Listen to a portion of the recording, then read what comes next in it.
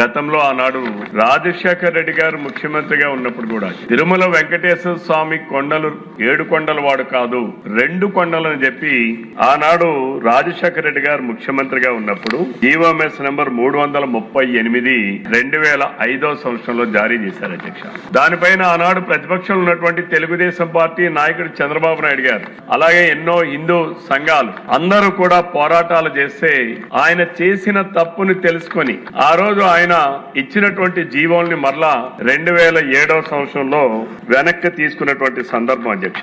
ఆయన దానిని ఒక ఆధ్యాత్మిక కేంద్రంగా ఉండాలి, ఈ తిరుమలను 7 కొండలకు అక్కడ ఉన్నటువంటి తీర్థాలు గాని మార్గాలు గాని అన్ని కూడా దివ్యక్షేత్రంగా తిరుమల దివ్యక్షేత్రంగా దాన్ని పేర్కొంటూ ఆనాడు ప్రకటన చేసే పరిస్థితి వచ్చింది అధ్యక్ష. అయితే ఆనాడే చంద్రబాబు నాయుడు గారు చాలా స్పష్టంగా అసెంబ్లీలో కూడా పోరాడారు అధ్యక్ష. ఆనాడు ఉమ్మడి రాష్ట్రంలో మీరు ఆ జీవోల్ని ఉపసంహరించుకోకపోతే మరలా మా ప్రభుత్వం వచ్చిన తర్వాత నేను ఉపసంహరించుకుంటా అనేటటువంటి పరిస్థితి ఆ రోజు చంద్రబాబు నాయుడు గారు నాటి శాసనసభలోనే చెప్పారు అధ్యక్ష.